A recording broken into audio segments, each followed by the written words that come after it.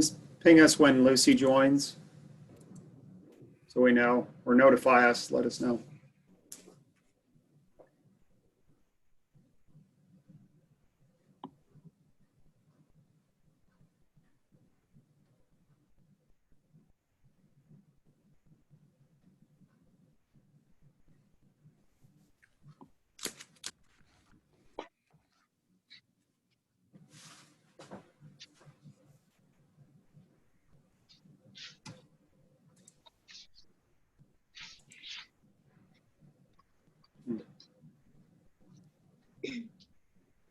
I'm adding Lucy. Sorry. What do you had for lunch there, Megan? I know, right? And she should be joining.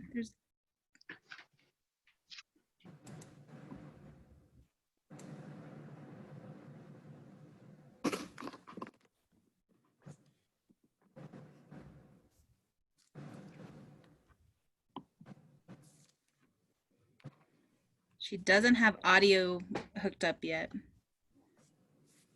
There we go. There you go. Getting there.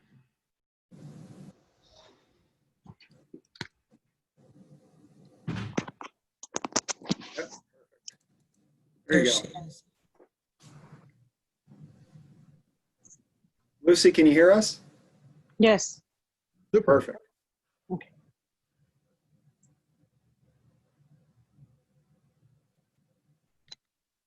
Okay, Rick. So we'll go and get started. For those of you who didn't hear, the mayor's having technical issues. And so we've got technical support en route to get him up and running, and we'll look forward to the mayor joining us shortly. Welcome to the regular city council meeting for the city of Alpine for Tuesday, June 16th, 2020.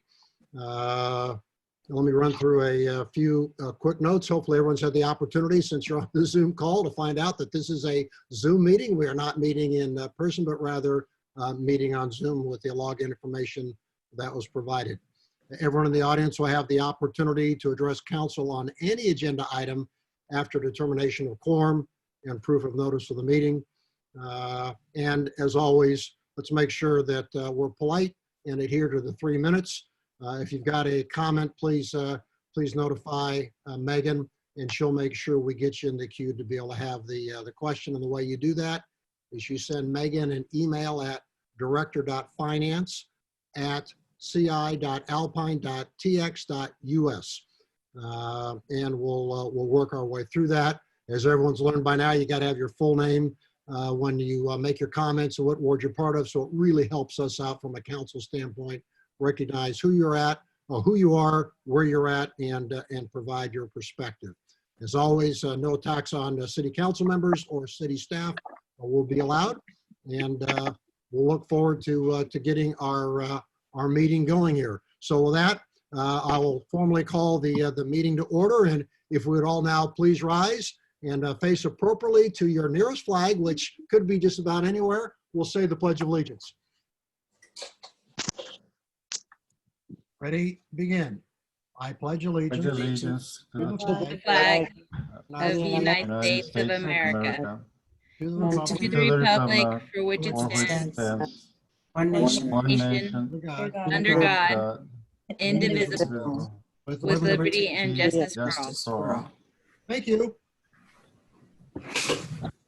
I'm sure when we get back together, we'll be able to honor the Texas flag as well. It's just a little challenging when we live on Zoom. This will be my 7th Zoom call for the day. So I'm sure it's not unique to everyone else in terms of what you're doing. So Madam Secretary, could you please give us information about determination of quorum and proof of notice for the city council meeting? Counselor, we do have a quorum with one excused absence from Counselor Betty Fitzgerald, and the notice was posted at 2 p.m. on June 11th, 2020. Hey, thanks very much, Cynthia. And so we'll look forward to the mayor getting on here shortly. Megan, has you received any requests for public comments at this time? No, Rick, I have not received any requests. Okay. So with that, and again, as always, one of the nice things that we've done from a council standpoint is provide an opportunity to speak on any subject. So if you've got a question, remember it's director.finance@ci.alpine.tx.us is who you send your request in, and Megan will appropriately, work our way through. Just as a comment, there were over 200 pages of documents that City Council was so happy to be able to read in preparation for this meeting. Thank you for Cynthia for pulling it all in. And Eric, thanks for sending on additional stuff, as well as Megan as well. That certainly kept our weekends and evenings filled up during that opportunity. So lots to go through today. And the first item on here, I'm going to actually, if council does not mind, I'd like the mayor to do this because he's the one going to sign the proclamation. I know he's worked it out with Judge Cano. So if it's okay, we'll go ahead and go on to the Rick, the mayor has joined us. I'm just trying to get him unmuted and get his camera going. Oh, super, good. Well, then we'll pause for a little bit and allow the mayor come on board. Then he can go through the proclamation because I think it's a terrific one for ECTA. Thank you, Rick, for taking over. Just had a little computer problems here. No worries. Glad you're with us, Mayor. We got through the opening and we just turned it over to you to be able to read through the proclamation for Dr. Escobar. Thank you very much, sir. Appreciate it. Mayor, I'm sorry to interrupt you. Your video hasn't yet started to record. Are you? Okay. There we go. There we go. All right. Yeah, I think this is an awesome proclamation. Very well put together and very well deserving. And I think Dr. Escobar deserves a lot of kudos. I mean, not only does she have patients to take care of, she's in charge of the Tri-County area on this virus epidemic, but also she has a family to worry about on top of that. And she has been going nonstop, and she's been a terrific asset to all of us. So with that said, I'm going to read the proclamation. It says, by the City of Alpine Mayor Andres Ramos and Brewster County Judge Elizar Cano, whereas the recent COVID-19 pandemic has created an unprecedented crisis on a global level and at all levels of government in the United States, and whereas the crisis has created significant concerns for rural areas in West Texas, specifically the Tri-County region, which is supported solely by Big Bend Regional Medical Center, a 25-bed hospital that supports 3 counties, and whereas an outbreak of the potential magnitude that the coronavirus can lead to devastating results for the Tri-County region, and whereas in the wake of the pandemic, it was absolutely critical that our local government receive periodic updates, advice, and directions on how to combat the COVID-19 in our region. And whereas Dr. Edgar Escobar embraced the role of Brewster County Local Health Authority, ensuring that our region stays safe during the unprecedented times. And whereas Dr. Escobar is an inspiring embodiment of strength and determined driver of progress, whose expert guidance continue to lead the charge to move our area forward during the crisis. And whereas our community is eternally grateful for the guidance provided by Dr. Escobar, so this week, let us pay this extraordinary woman the admiration and respect she deserves.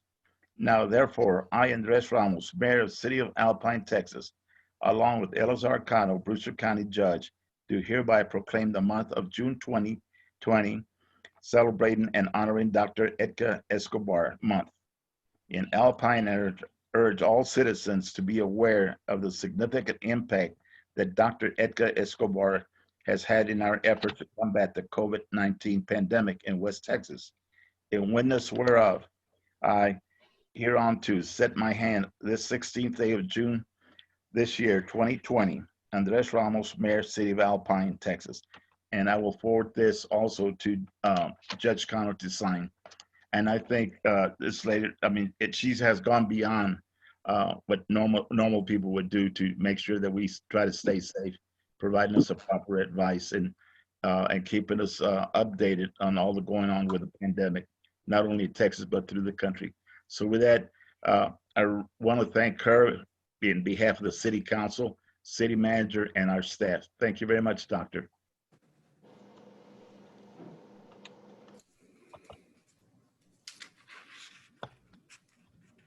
Thank you, Mayor. And she's actually working on the contact tracing right now. Oh, boy. She's very, very dedicated. Yes, she is. So with that said, I'll go ahead and turn it over to city attorney. Megan, Can y'all hear me, Megan? yes, and Megan will get your report up on the screen too, Rod. Okay, thank you. 1 second. It's either your report or Pete Gallego. There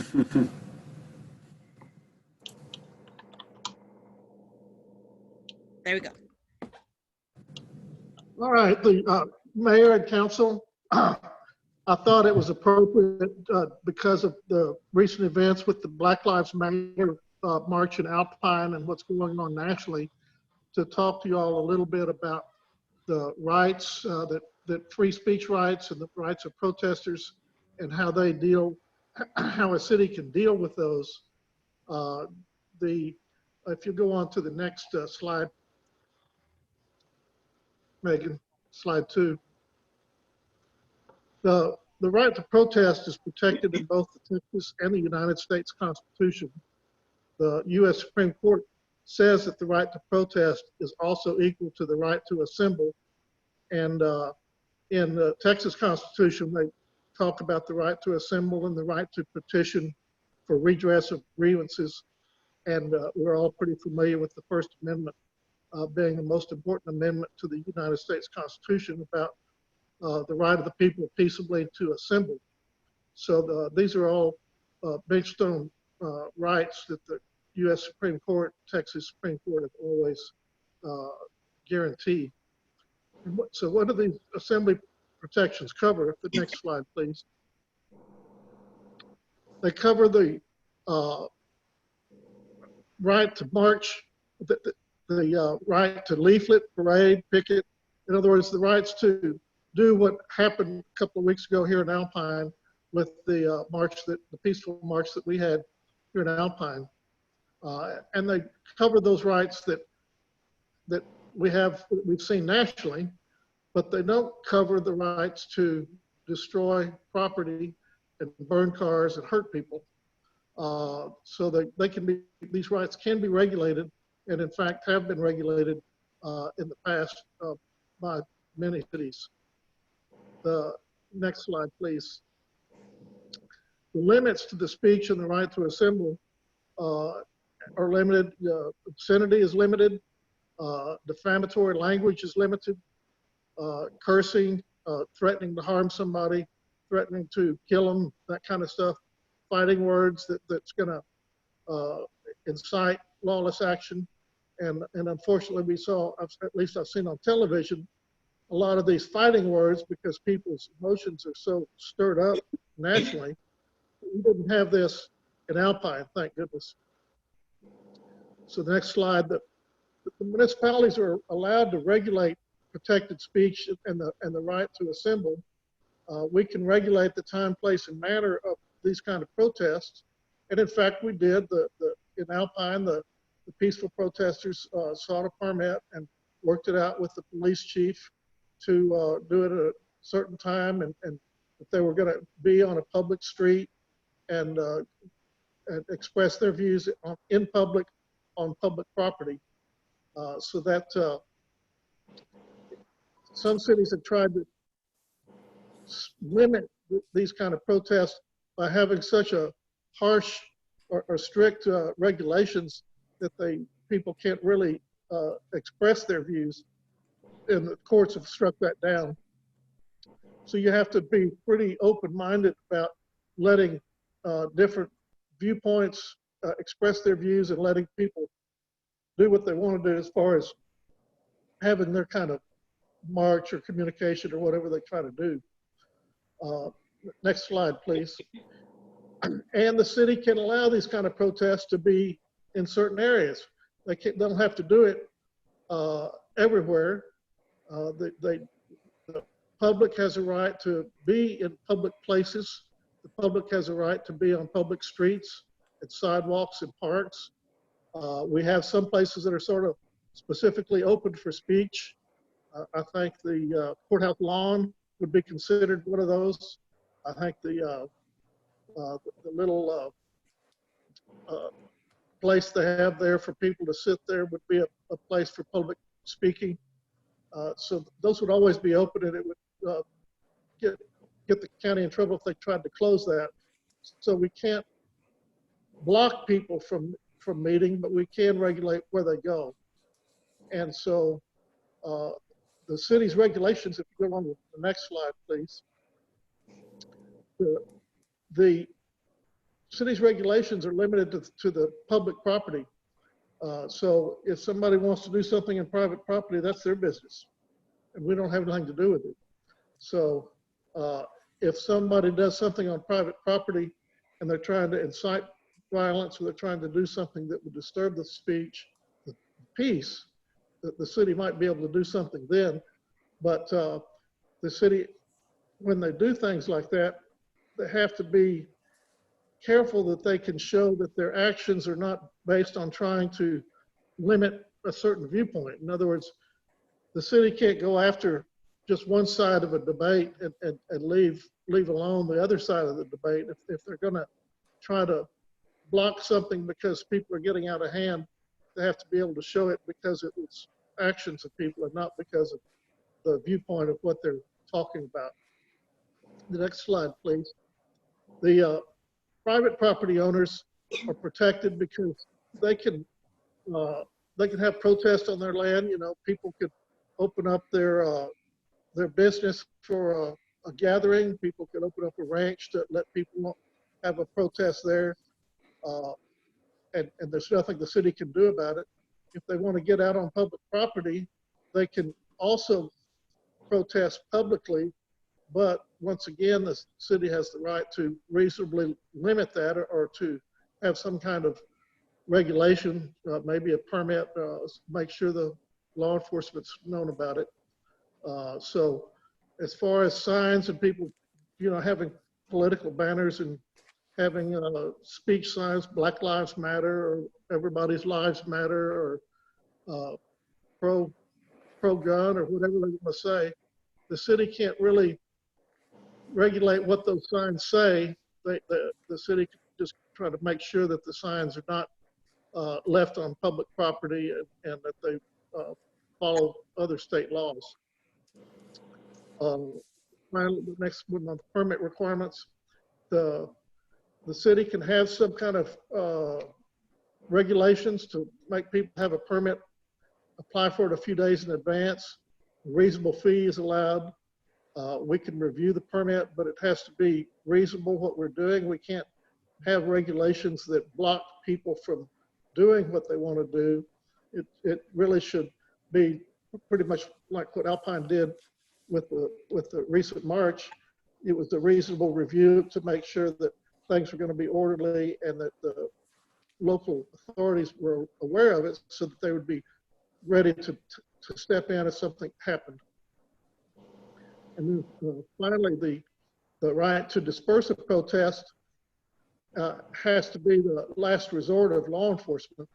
You're not supposed to, the police aren't going to go break up a gathering that's protesting, that's exercising free speech rights, unless there's a clear and present danger of a riot, disorder. You know, they're blocking traffic, they're keeping people, trucks from going down Holland Avenue, or they're starting to riot and break windows and set cars on fire, things of that nature. So you can't use a dispersal order to just break apart a protest march because you don't like what they're saying. And so in other words, in general, the city of Alpine will have to work with people that want to have First Amendment protests, First Amendment marches, First Amendment rallies, because that's what the law requires, and that's part of our part of our republic. It's, we started the United States and we started Texas by protesting against the government. And although some of us may not like all the things that have happened recently nationally, there certainly is a viewpoint that people should express. And I'm glad that Alpine was able to let that happen. And I'm glad it was a peaceful and successful one here in Alpine. So that's the report on how cities and the First Amendment can try to get along. Thank you for your report, City Attorney. Councilman Olivas and myself were present at the courthouse, and it was very orderly, and at no time did they advocate any civil disobedience. Everything was peaceful, and that was the key word out there, was to do it peacefully and to get the point across. So it was very well organized, and my hat's off to them. And there was a lot of young folks from the university that were there. Also want to take my hat off to law enforcement who were there for their safety, and everything went off very smooth. So my thanks go to both sides of the spectrum there. It was a well organized, well planned, and our law enforcement did a fantastic job. Thank you, Mayor. Okay, we'll move over to the city manager report. Great. Thank you, Mayor. Thank you, Council. Megan will put the slides up here in a second. And I just simply am going to cover the slides myself. Dr. Escobar is working this evening. I didn't add any staff updates simply because we had the opportunity to add President Pete Gallego to the agenda this evening to speak to us a little bit about Sul Ross. So I wanted to make sure we gave him ample time as well this evening. So Megan, if you could go down to the third slide.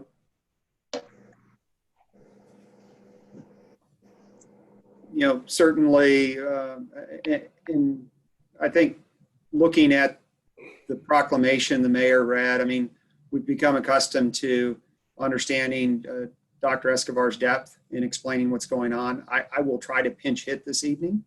I certainly don't have as detailed information as our local health authority would, but we have seen in the press releases the 10 new cases in Alpine over the last 72 hours.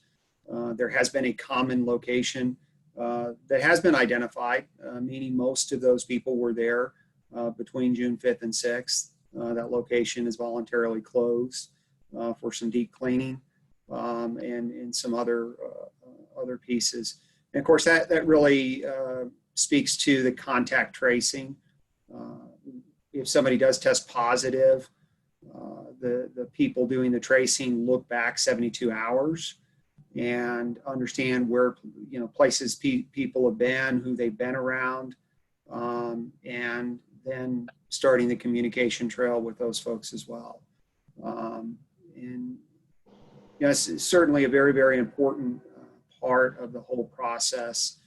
One of the things, if you're a person who's been notified that you've been around somebody with COVID-19, if you do feel ill or show signs, to call your primary care physician. I'll give you an example. We've had multiple employees that have been around some of the recent cases that have tested positive. We've instructed those employees to quarantine at home because they did have direct contact with people who did test positive. They were not wearing a mask during that contact, and it was a little bit more prolonged contact than we would have liked. So we've asked them to quarantine for 14 days. If they do start feeling ill or showing any signs of COVID, they're to call their primary care physician, who would then start the testing process or getting them in for testing. We are organizing, or Stephanie Elmore from the MC is organizing the next mobile testing, June 28th in Fort Davis, June 29th in Terlingua, and then June 30th. She's requesting for Alpine. Those were the soonest dates possible. I think there's certainly discussion within the state about the readiness and availability of testing. I think if we were in a major metro area like a Houston or a Dallas, or if we were a suburb of one of those, the ability to get testing would be a lot easier. than the southwest part of the state. So it's one of those challenges that we have to deal with. I was on a call this morning. Pete Geigo was on it, the mayor was on it, and we talked about how we can best message out to the community to help people get prepared and sign up for the testing, especially if you're feeling any sort of the symptoms or the signs. And so we'll get that out through press release, through our city website. I know Pete will distribute to the entire ecosystem up there at Sul Ross as well. Becky Watley will distribute to the school district too. Which then kind of goes to, most have seen the announcement. Becky went ahead and closed the schools for a couple weeks. One of their employees, primary employee, did test positive. He had been around several of their other staff members. And this time of year was more conducive for them to close for a couple weeks than certainly September, October, or November would be. And so working on the side of caution, that was Becky's decision. From a city perspective, we continue, I've gotten a lot of calls the last few days. What's the city going to do? Are you going to have an executive order? Things of that nature. And quite frankly, what we saw when the governor did the Reopen Texas is that you can't have local orders that usurp his authority. But what we can do and what we'll continue to push are recommendations. Number one, wearing that mask when you're in, out and about amongst people. Limiting social gatherings. One of the things Dr. Escobar talked about this morning is, with this recent outbreak in Alpine, it's a good opportunity to remind ourselves, how do you contemplate the previous shelter at home and making decisions, not that we're under a shelter at home order, but in Alpine, how do you contemplate staying at home and only going out when necessary? And then certainly proper hand washing and cleaning is guided by the CDC. So these are things that we certainly want to make sure we continue to encourage. And being a realist, and some of you have heard me say this over the last couple of days, we're not perfect from a city perspective. We challenge employees that we will see that will go out into a retail setting and not have a mask.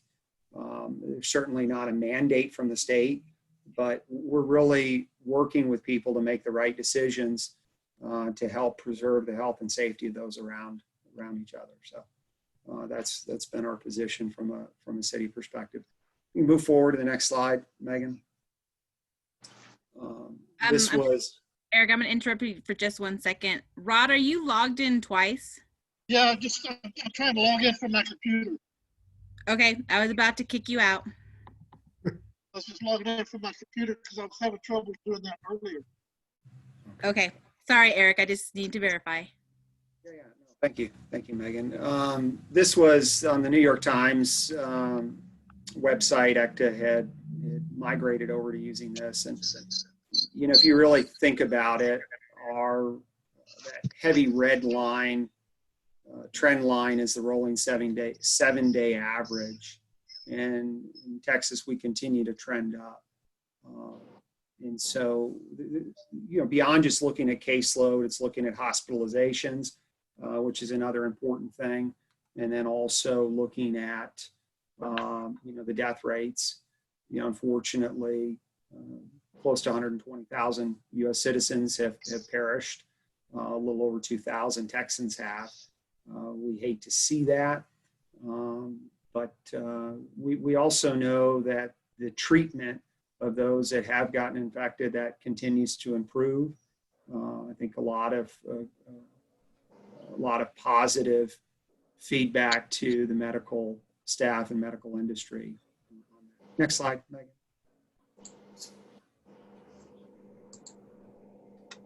And this is the state of Texas, the bubble graph, and of course shows the 11 cases in Brewster County. One was that first one down in South Brewster County. As you see, it's mostly the eastern half of the state. though El Paso and Amarillo areas. And interesting enough, Midland, Odessa, if you really look at Midland, Odessa the last couple of days, they've had a significant rise in cases. Certainly creates a sense of concern because we know a lot of folks here go do shopping, whether it's in Midland, Odessa or in El Paso. And, these are just areas that we continue to look at. Once again, back to kind of those previous points about wearing a mask, only going out as necessary right now, and being as clean as possible with your hygiene. Next slide. Eric, this is Rick. The Texas Department of Health now shows 13 for Brewster County. I heard a rumbling there might be a few more bubble up. Do you have any specifics behind that? Yeah, so we, well, I heard some of the similar rumblings that there were additional cases that were going to populate either today or tomorrow. And then I think as we're testing immediate family members of those that have tested positive so far, we're going to see that number continue to climb a little bit. So, yeah. What about like in Charlingua? There was a post that they had some cases down there, one, and then the people that were visiting had tested positive.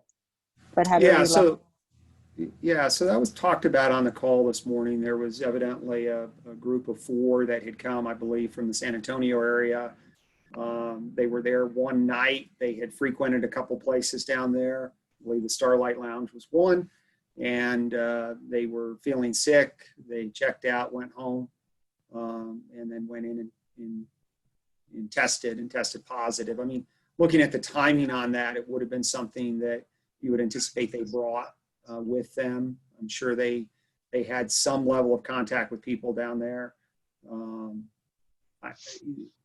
I'm not fully engaged in the contact tracing. Some of that is privacy matters, but that was that particular situation.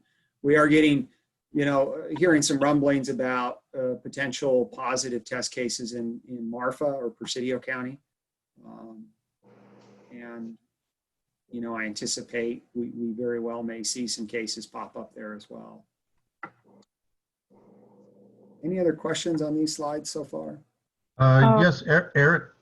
Yes. A couple of questions. One is because of as Councilman Escobedo mentioned, there seems to be some interesting chatter on mass media, Facebook specifically, about the number of cases in the Terlingua area and versus Alpine. But if I understand correctly, what you have shared with us is that we only have 10 cases here in Alpine. But I've heard other numbers that we're up to 13, 14, maybe 17. But we don't really know where they're coming from or where they're located. And second, of the numbers that are there now, of the cases right now, what is the demographics? Who is being affected most? Do we have any information on that? Because I understand also from various other sources on the internet that minorities are being hit the greatest. Is that also a case here in Alpine? Yeah, so the press releases that I've been sharing, Ramon, have age demographics relative to the folks that have tested positive. As far as their national, what their race is, I don't believe they disclose that. I do know they're disclosing age and whether it's a male or a female. But Eric, nothing- I'm sorry. Go ahead. Eric, Go I have ahead. another question. I'm also having people ask me about quarantine. They're saying that they're being told that they need to be locked up and not go outside at all. Can you just elaborate on that just a little bit? Right, so good question, Lucy, because we've had this come up a couple times. What we've instructed, for example, with our employees that we've asked to quarantine is that they need to stay at home and not go out in public. Now that's different than what the school district closed the schools for a couple weeks, and they didn't put on their notice that employees were asked to quarantine and stay at home. So you might see some of the school district employees out doing shopping and things of that nature. If you're really looking at quarantine, that is having someone stay at home, having them organize with others to bring in the food and supplies, and having them sectioned off from other members of their family. And that may include those family members needing to find alternate housing, potentially stay in a hotel. Pete may talk a little bit about what Leo Dominguez is forming up at the university, in some opportunities up there to allow people to stay separate from somebody who's tested positive or is highly susceptible to testing positive. Okay.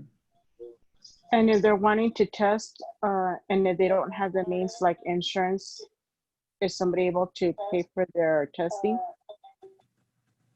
So these tests through the mobile clinic, I believe they don't have to pay for them. If they're testing on their own, then their insurance would cover it. Like the city of Alpine would cover all the testing. If they don't have means, they could work through the hospital district to get funding for the test through there. Thank you. Any other questions? All right, next slide, Megan. Yeah, we certainly, one of the other questions came up is, were we going to shut down our recreation program? Calvin and I really discuss it every day. We're really working on modifying, making sure that, we're doing things that are outside and that we're, providing masks for people as well as providing the social distancing. But we are modifying, like, for example, the water balloon activity, we canceled that because it just didn't seem to make sense in light of the recent cases of COVID. Moving forward to the next slide, Megan, on the swimming pool piece, a week and a half ago, I had three emails that came in asking us to reconsider opening the swimming pool. Effective this week, I've had a couple that have said, please don't reconsider, please keep it closed.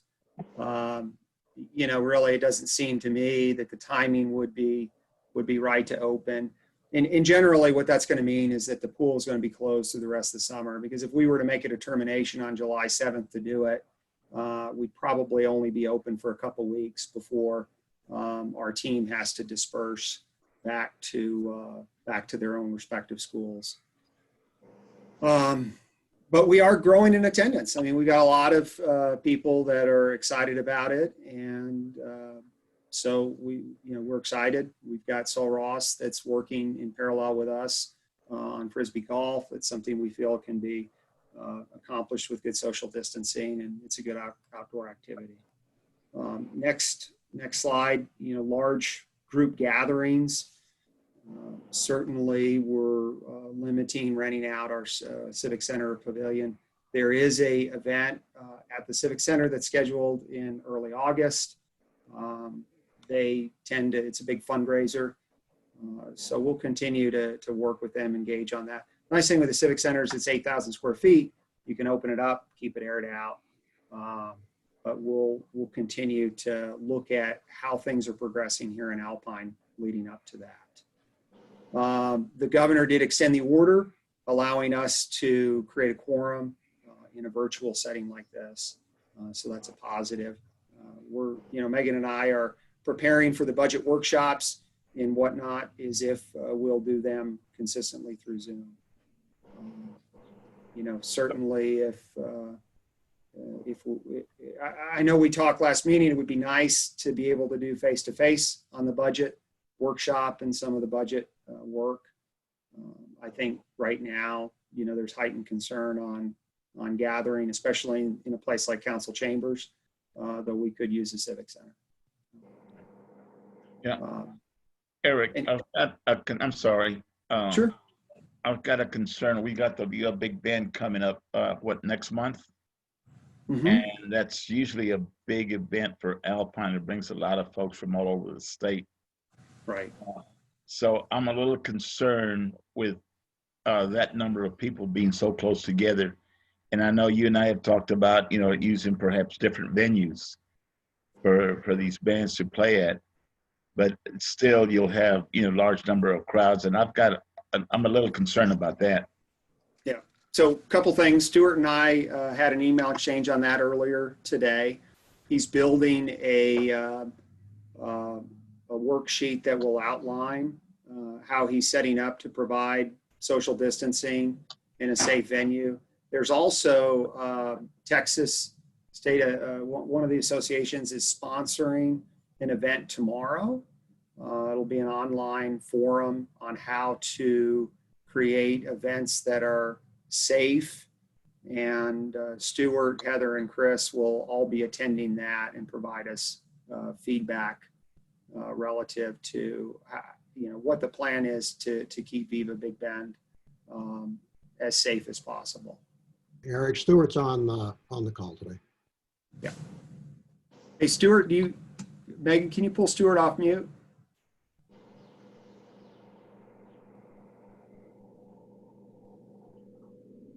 One second, please. There you There go. we go. Stuart, you didn't know you'd get called upon. Hey, I'm happy to be here. Hold on, let me turn on the video.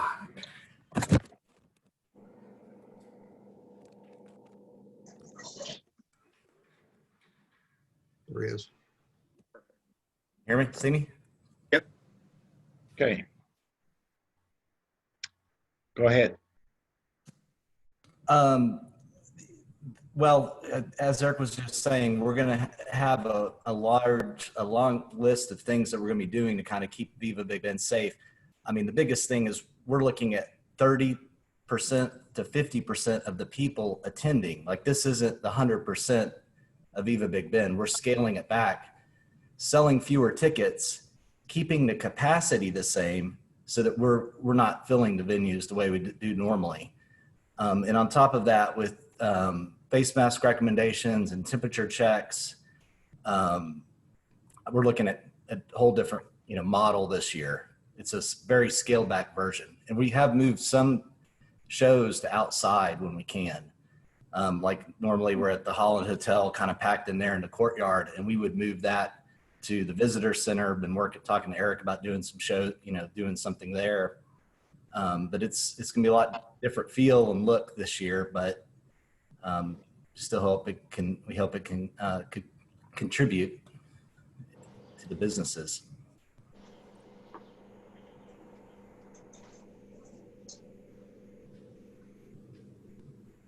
Any other questions for Stuart?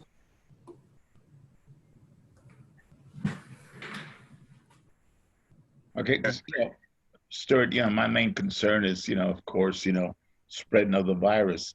Texas, as soon as Texas opened up, bam, people were led into a false feeling that, everything was okay. And, Texas is the #1 state that's growing in the virus. So those are some of the concerns. And, now that we've have them here in Alpine, I'm fearful for our public here, because we have a lot of senior citizens. And with age also comes, health issues and whatnot. So those are my primary concerns about having a large venue like that and gathering the people. Sure. If we're 5 weeks away, and I would like to see where we're at in a few weeks. If hospitalizations, obviously there's not enough hospital capacity to handle a lot of people needing hospitalization. And if we're to trend that way, and this becomes a real bad situation for Alpine, then I I've reserved the right to cancel it with all the bands. We have cancellation clauses with all of them.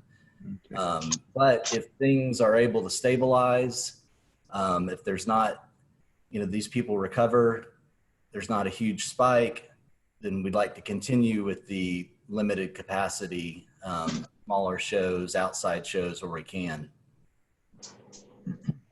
Okay. Stewards, I have a question for you. This is Ramon. I understand, I guess your ticket sales are in effect now. And I know it's quite a ways before the event, but do you have an idea of how your ticket sales are going? And are they mostly being sold to locals, or are we having some from outside, and from where on the outside? Generally, the trend is that we're selling a lot fewer tickets. So we sell our local tickets through porters, and those went on sale today. What has been sold so far, which have been on sale since December, has been primarily the out-of-towners. And I would say that we're well off what we would normally be selling at this point. But I'm expecting that. I'm not pushing it that hard as far as trying to drive up the ticket sales from the out-of-towners. So we're well off the pace of what we would normally have at this time of the year. But it is still early. I mean, the out-of-towners, where do you think they're coming from? I mean, we draw a lot from, I don't have the breakdown for this year. In general, we draw from Austin pretty heavily. Houston, DFW, the big metro markets in Texas. And I will say, I'm in Austin part-time. The level of people wear masks like everywhere they go, and they have been here for the last couple months. And I think that what we're going to be encouraging, if the people are there, we're going to be really pushing them to be safe, to wear face masks, to be distant. And we're going to encourage that, like I said, through our messaging, but also by just having fewer people at the shows. And we're following the state guidelines. If the state guidelines are at 50%, then that's great. And that's kind of what I want to limit the clubs to, even if they were allowed to be open at a higher capacity.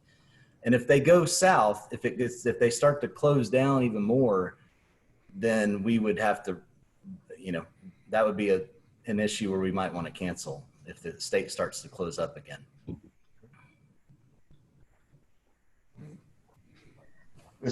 Stuart, I understand that Austin went to the next higher level because of all the cases that are there. What did? That Austin went to the next level, level 4, I believe it is. They're right on that touching that it's 20 hospitalizations on a rolling 7-day average. I think kicks them to that stage 4.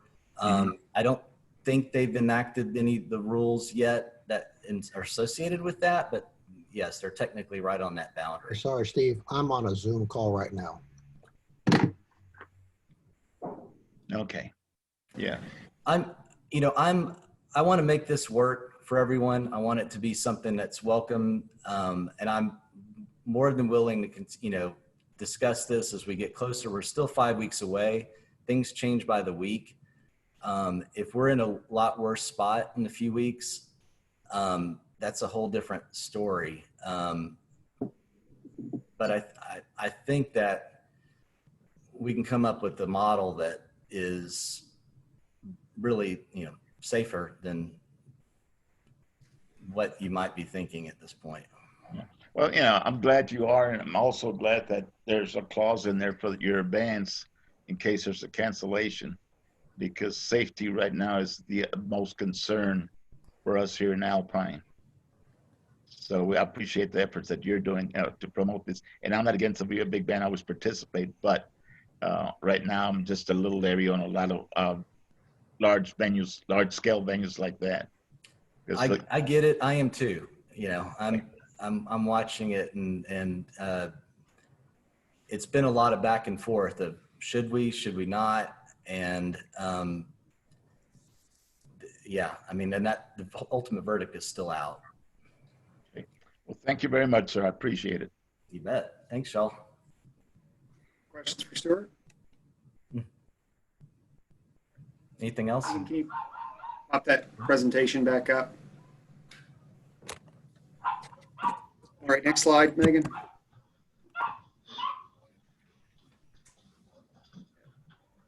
One of the things I had shared a week or so ago, council, was just the additional ordinances that are coming up that are requiring work. Appreciate Councilor Escobedo signing up to work with Chris and I on finishing those adjustments on the short-term rental. So we'll bring that back to council July 7th.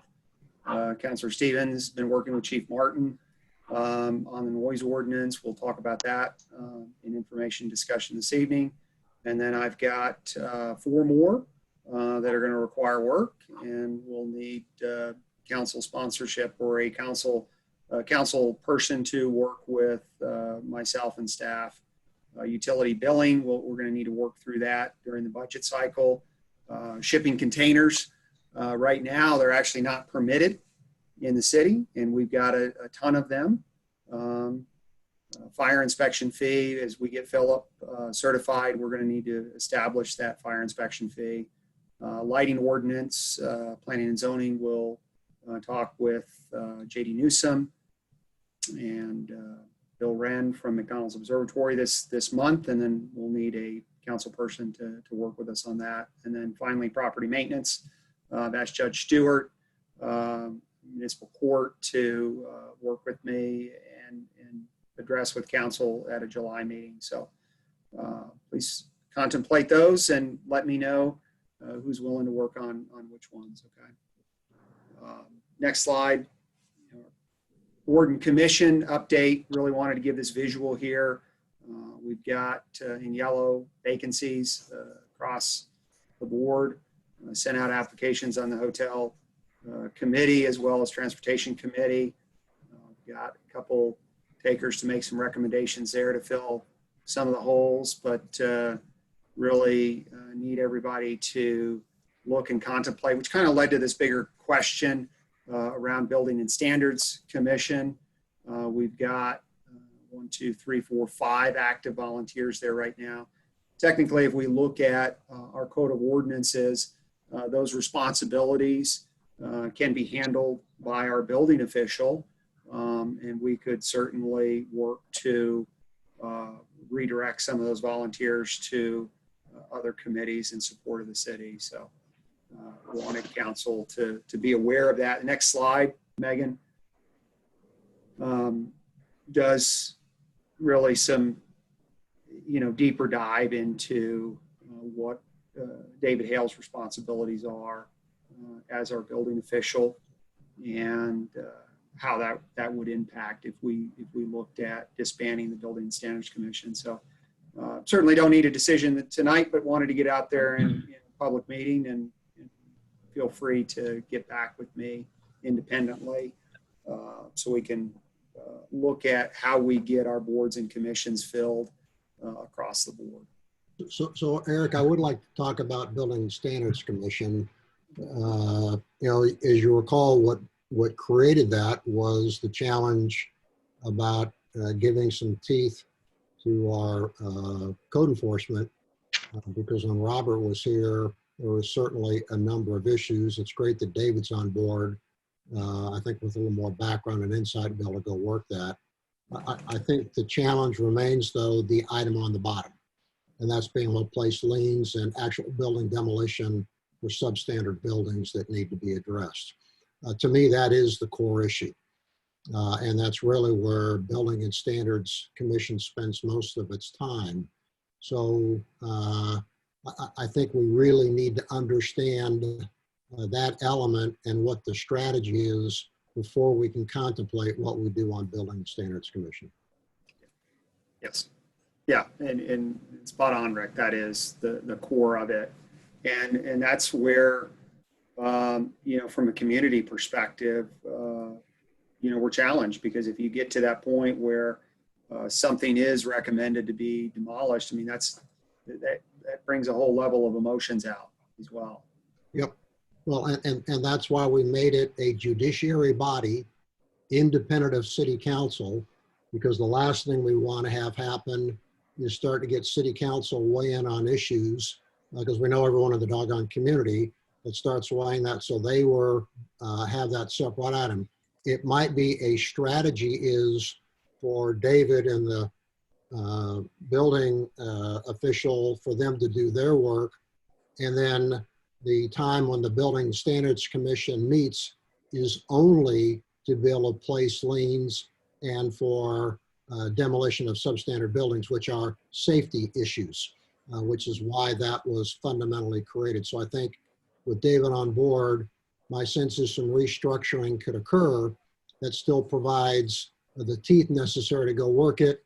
It's the judiciary body, but because we, from a city standpoint, I don't believe we have the ability to cause that to occur. If we do, that'd be great. But we definitely have to have teeth because we still have a lot of substandard buildings that are in fact safety issues in the city. That's a great point, Rick. And, I think we really need to look at that last item there, like you said. City council needs to stay out of that completely and let that body go ahead and administer that portion of it. I will say, though, the property maintenance piece on the ordinance, which was a couple slides before, we're going to want to take a deeper look at that too, because if we can deal with some of the properties up front from a maintenance perspective, then we prohibit, hopefully, from having to get to a demolition standard. Yep. So Yep. I think these are just good activities, and as a council, certainly I got staff assigned to work back with council on these specific items. Just would ask everybody to think about, where you want to raise your hand and put your name on which ordinance to work back with myself and staff. So Eric, you might want to add this as item number 8 on your ordinance update list. Because I've probably from the council spent most of the time with Building Standards Commission. I'd be happy to spend time with David and you on this to get that in a way that's meaningful, gets them out of having to meet on a regular basis, but they are there to support David and what he needs to get done. Okay, good. Thank you. Awesome. Megan, let's jump down to 12:34. I'll try to get through. I'm sure Pete's sitting back thinking, I didn't expect to have this whole dissertation on the city tonight. But sales tax revenues. The items circled there are our March and April stats. And it's really interesting because March, we were up 14,000 from the year before. April, which I thought we would dip down a little bit. State average was down 11.5% or 11.8%. We actually went up a couple percent. Now, I think the drivers behind that were the stimulus checks, along with a lot of the stay at home. People were buying here locally, and that was very helpful for Alpine. The other piece, that I definitely want to make sure we point out is the property tax collections for the year are only at 89%. The sales tax revenues and the property tax collections are our biggest two drivers into our general fund. So just wanted to give you this precursor as we're moving into preparation for the budget workshops. Next slide gives us some visibility on our gas revenues. We knew we had a warmer winter. Fortunately, our March numbers were up a little bit. April, we popped down, and then May, we popped down again. It was awfully hot in May. So we continue to track, and we'll make adjustments on our spending to keep cash flow positive in that utility fund. And then finally, slide 14, water revenues. Really our trend the last 3 months has been very similar to past year-over-year data. We had invoked in February the 1 month cutoff. I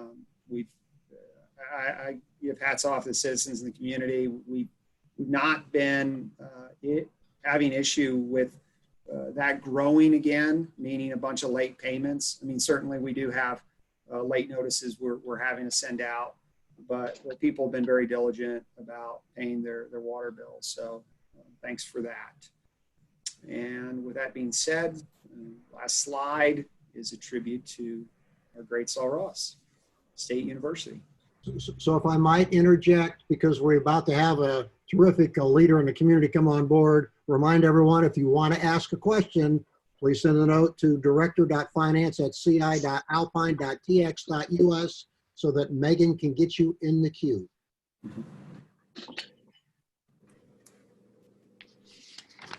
We got a little bit of rain coming down. Okay. So Mayor, I'm done with that. I think we just have the consent agenda. We go through that and then we can get to Pete.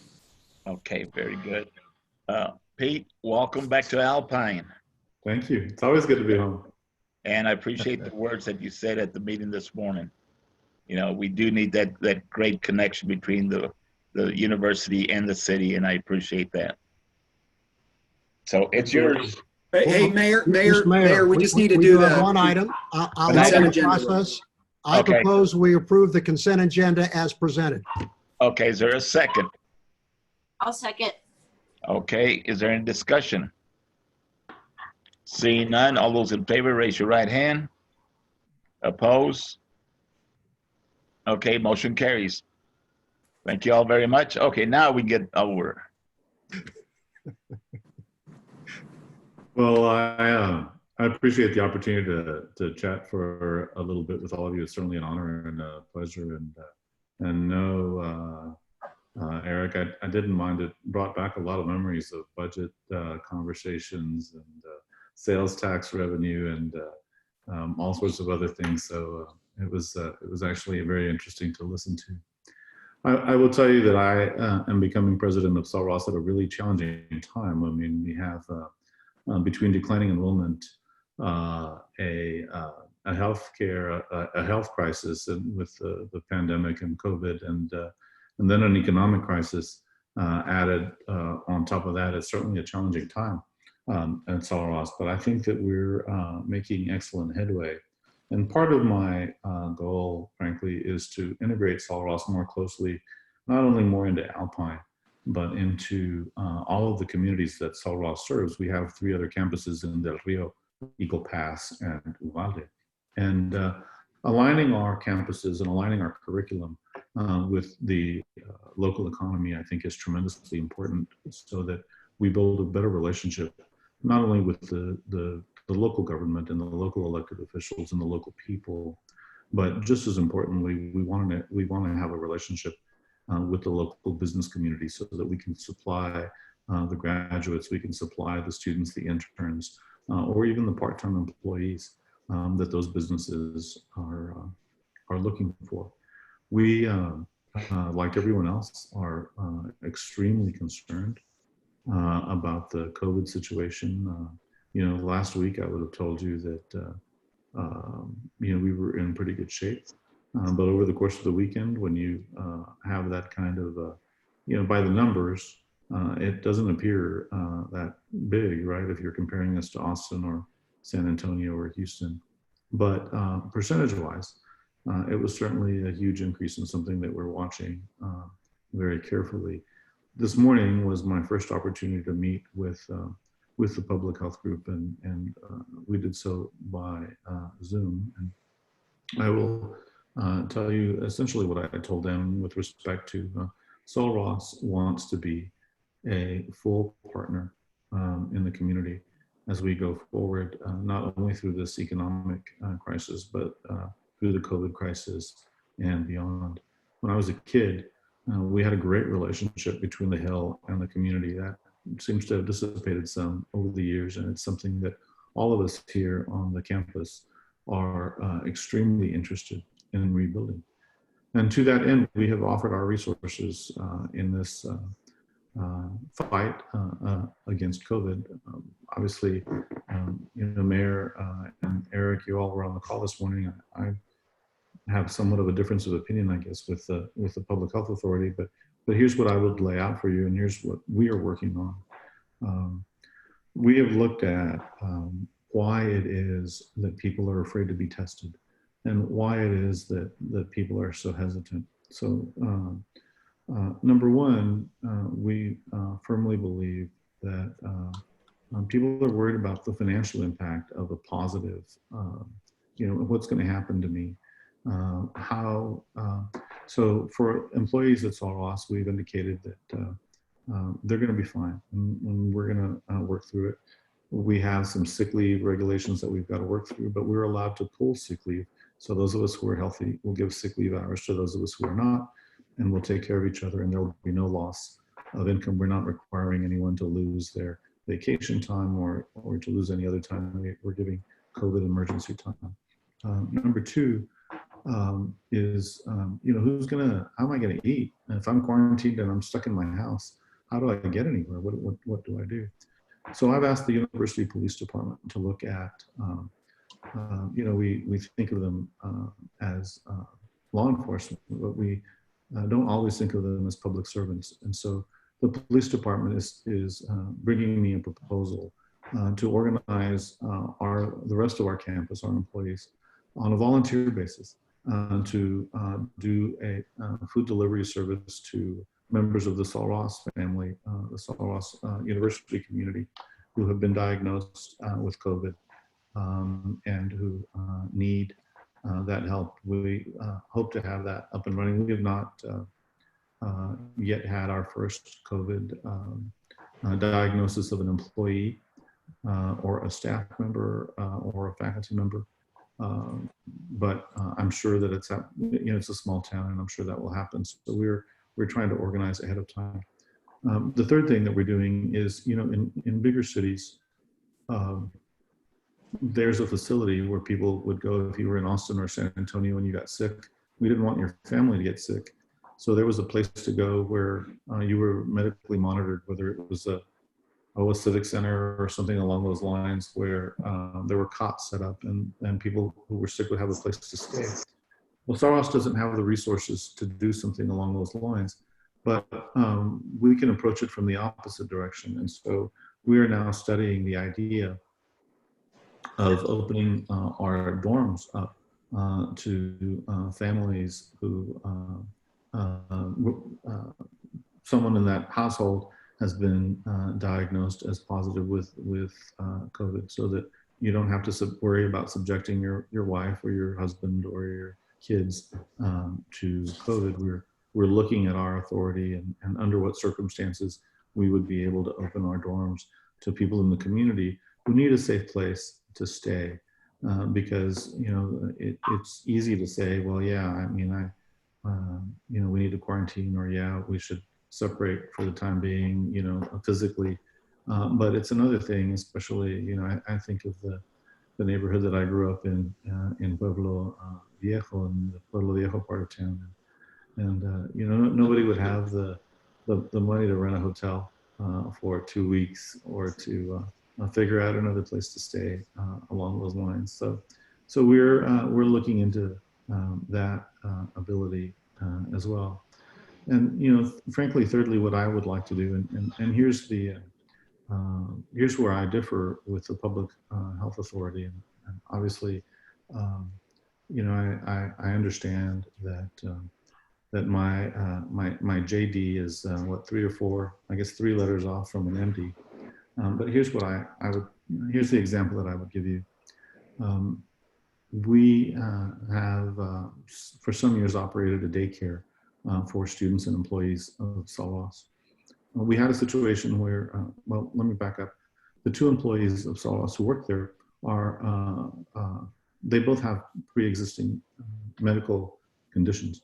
And so we had a situation where 2 kids were dropped off at the daycare, but the parent of those 2 kids, one of the parents of those 2 kids, has now been positively identified or tested positively for COVID. And so obviously those 2 employees are somewhat concerned about their health. So, if they go to the hospital says, well, we can't test you right now. You should go to your primary care provider. And then your primary care provider says, well, you don't have the symptoms right now, so you really don't need to be tested. But here's a hotline number. And so they give you a hotline number in Austin and the hotline in Austin says, oh, well, you know, Austin's 400 miles, you're closer to El Paso, so here's your hotline number in El Paso. And you call El Paso and nobody answers the phone. So what I would suggest, and what I have suggested, and what I'm hoping to work on is in the event, you know, there's another visit planned by the National Guard. If we're unable to speed that up, to work with others to provide an open opportunity, you know, whether it's in the Sol Ross parking lot, you know, the parking lot at Jackson Field, or one of the parking lots on campus, where you can do a drive-through testing, and anybody can come. And you know, one of the challenges that happened this last Thursday, and you know, it is not an issue of fault, because when the National Guard decided to come, they didn't give a lot of notice.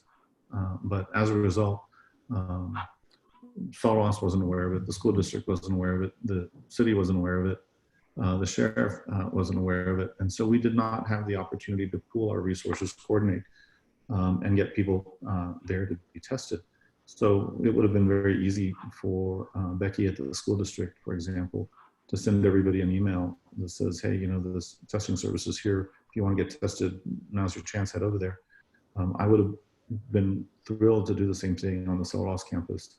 And because part of our challenge is that we don't all know what's going on, even though it's a small town. I mean, we've got to get more done in that regard. So we're working on different things, and we're working in coordination with the emergency medical coordinator. And but we want to be a full partner. You've never seen Sol Ross take such an active role in the community, but I think this is a perfect opportunity to do that. And I'm really excited about the opportunity to help. So that's the local stuff. Let's talk a little bit about the campus. A lot of changes are going to be made over the course of the next few months and few years in terms of the direction, because one of the things that we want to do is, you know, I had the luxury of essentially officing or even living in the neighborhood of Sol Ross for so long. And over the course of my 24 years in public service, a lot of parents, and frankly, even after I left office and before I came to Sol Ross, parents would call me and say, hey, my son is having this issue, or my daughter's having this issue. So I'll talk to you about a couple in San Antonio who called me and said, you know, my son is supposed to graduate in May, but now he's been told that, one of the courses that he had been told to take for his major is not going to count towards his major. So now he's going to have to stay another semester. And they were really unhappy about that, as you might imagine. Or I get calls from families who say, well, you know, my daughter needs this particular course to graduate, and Sol Ross isn't offering this course. So in looking at those kinds of things, I realized that we don't have a normal, what's called a course rotation. We essentially offer courses, you know, at different times, but not necessarily in a way that gives a lot of transparency and a lot of notice. So my goal is to essentially, this is me being a lawyer, but my goal is essentially, if we can get you to come here, and this is going to be part of our recruitment efforts, then here's your roadmap. And over the course of 4 years, if you do all of these things, and you do your part, we do our part, and you'll graduate at the end of 4 years, so that you'll have a roadmap on the first day that you show up. Sol Ross is already one of the best bargains in terms of the amount of money that it would cost to educate a kid at Sol Ross versus any of the other states. It's the most affordable public university, I think, in Texas, or certainly one of the top 3, and we're going to keep it that way. But we're going to make sure that that we're a lot more efficient in the delivery of services. We're so small that we know everybody. I mean, we ought to be able to do everything that we need to do with a smile, by our first name, and without any bureaucracy. So we're working on that, and I can give you example after example of things that we're working on. I mean, we're updating our lists, and we're updating our infrastructure internally. We're doing a lot of things that I think will make a big difference. And part of my commitment has been to change the culture and the morale at Soros, because I think it's been lagging some, but we're going to pick it up. And in fact, I just right before this Zoom phone call, I was on a call with all of the deans and several of the vice presidents and about our response to COVID, because it's I mean, yes, I have the authority to make a lot of decisions on my own, and I'm not shy about it. I pushed the red button or the green button for a long time, but as I want buy-in, as I try to get people to invest in our future, we're reaching out in the decision-making process and talking to people about what's going on, so that they'll know what's going on their campus, and they'll be able to give their opinion on what the best direction is for Soros. And COVID gave us an opportunity to include the deans and some of the department chairs and others in some of the decision making. So we're working on making people excited to be here again, which I think is happening. We're working on delivering better services. We're taking this time where there aren't any students on campus to kind of do an internal audit of our services, the services that we provide, so we can find those areas where we need to improve and improve them, so that in the fall we can have a real fall semester. So over the long term, I mean, I think the short term, a lot of challenges on the horizon, but I think over the long term, it's kind of like a rose bush. We're going to prune it back a little bit through the economic downturn and the budgetary concerns and those different kinds of things. But I think in the long term, we're gonna bloom, and we're gonna be an incredible asset, not only to the Big Bend, but to all of the border area. So happy to answer any questions. If anybody has any specific thoughts that they would like to share, I'm happy to hear them. Yeah, Pete, Rick Stevens, welcome back. And Thank you. you bring some great background and perspective. In your notes you sent out in your first note out to the community of coming on board, you talked about pruning. You just talked about pruning now. I want looking to say, how is it that we as the community can engage in what's going on from a pruning process?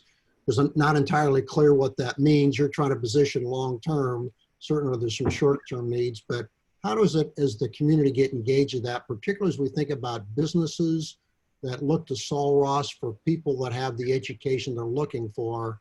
And I think that'd be really helpful to understand that.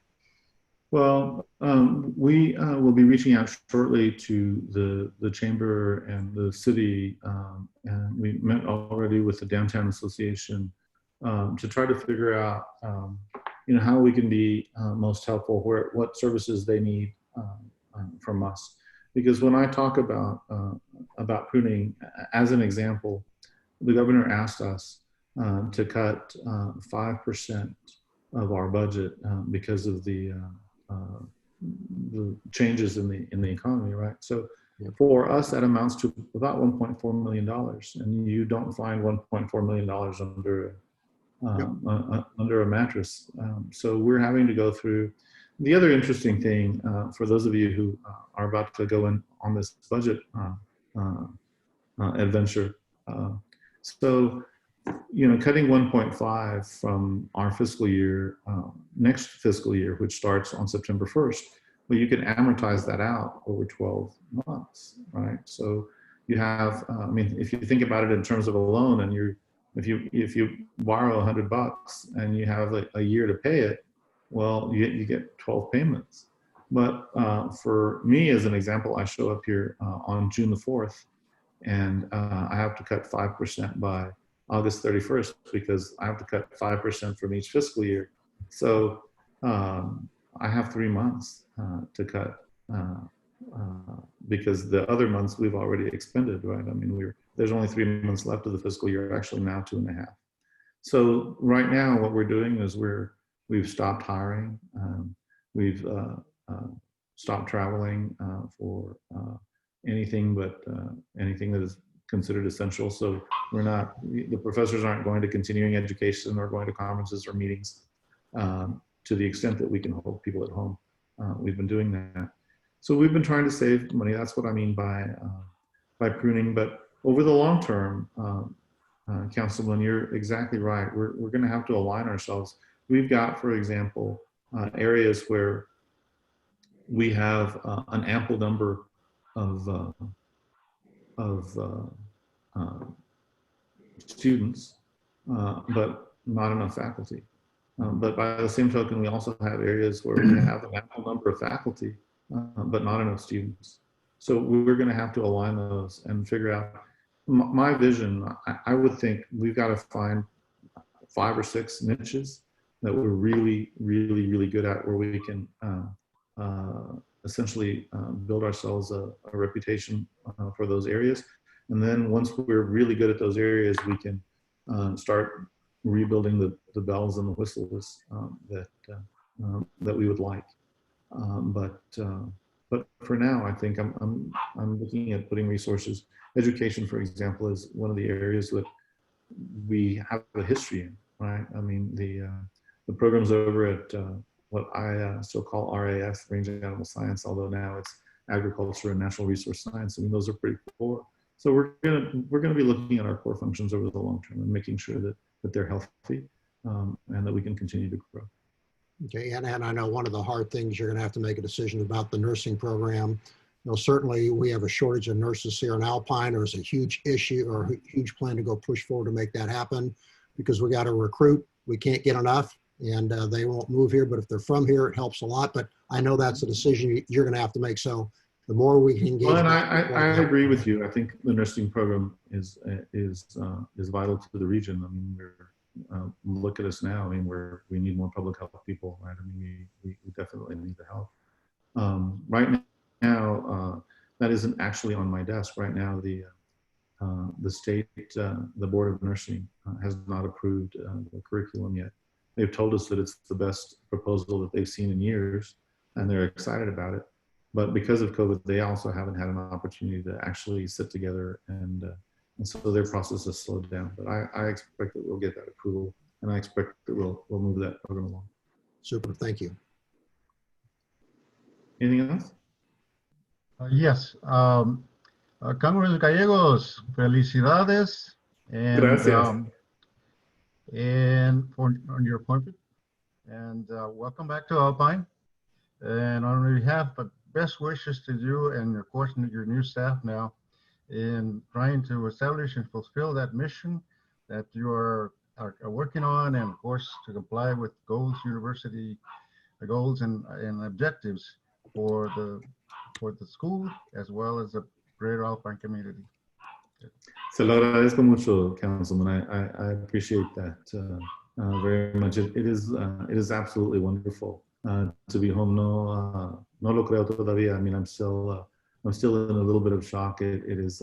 This was actually a dream of mine. I used to frustrate the presidents of Sal Ross, Dr. Morgan, and others that I worked with, because I was always pushing, and I used to tell them that you know, Sal Ross was rushing headlong into the 1980s, and I would you know, wonder what I would do in their shoes. And actually, I spoke to Dr. Morgan last night, and we had a good laugh, because I definitely relate to some of the challenges and that he faced now a little bit better than I did when I was in the legislature. But I'm so excited, and I'm so thrilled, and I will tell you that this place has so much potential, right? I mean, if you want to study the sciences, you want to study you know, botany, biology, geology, there's no better place than the Chihuahuan Desert of West Texas. If you want to study water policy, there's no better place than along the Rio Grande and out here in the middle of the desert where water is a challenge, right? If you want to learn to be a teacher, then this is a place. I mean, for me, Sal Ross opened doors of opportunity that I would not have otherwise had. And I want to make sure that Sal Ross continues to open those doors of opportunity to every student who comes here. I mean, we have the majority of our students are first generation. The majority of our students are first generation college graduates, or college students, right? Their parents were not college graduates. The majority of our students are Latino. And you know, for me, I don't really care what your background is. I don't really care even what city that you're from. When you come here, we're going to give you a quality education, and we're going to help you along the way, and we're going to open those doors of opportunity. And that's our mission, and that's what I hope to be really, really good at as a university. Thank you and congratulations. Thank you, Councilwoman. Se lo agradezco mucho. Thank you so much. Pete, we wish you the best and the best for Saul Ross. I mean, it's a mainstay in Alpine.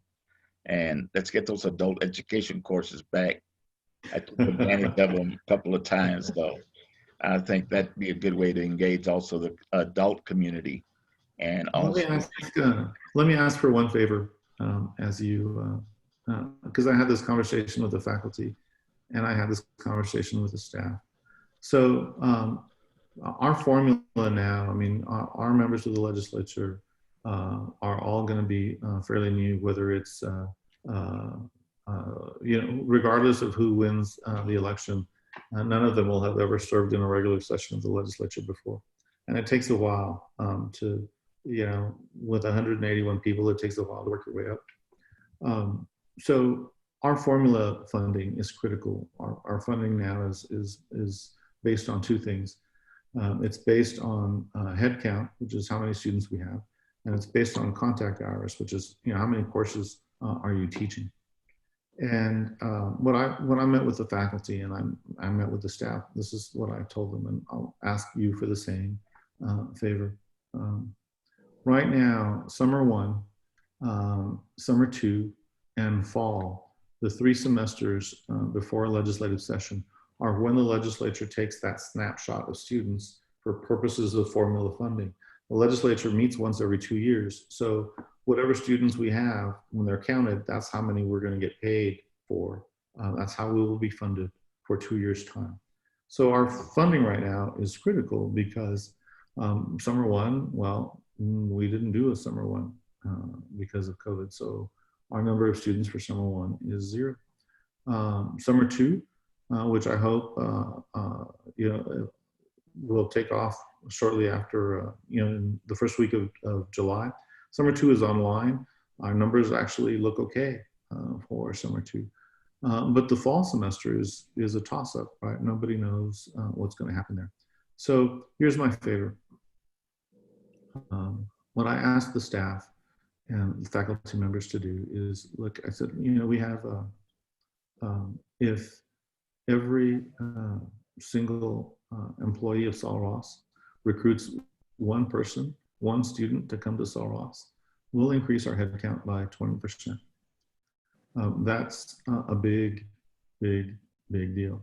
So where you can send someone to Saul Ross, you know, if you can send, you know, my mother was taking classes in her 80s, and we'd love to have your moms or dads or whoever, right? We need headcount and we need contact hours. So if you can send us a student, even if it's just someone who registers to take 1 course or 2, every little bit is going to help us with our headcount. So imagine if we have, you know, let's say we have 5,000 to 6,000 residents of Alpine, and if we could talk a few of them, a good number of them actually, into taking a course or 2 at Saul Ross, it would increase our enrollment and it would increase our headcount significantly. So where you can send somebody to us, please take every opportunity to do that, because that's the biggest single thing that you can do for Saul Ross at this point in time, is help us with our enrollment.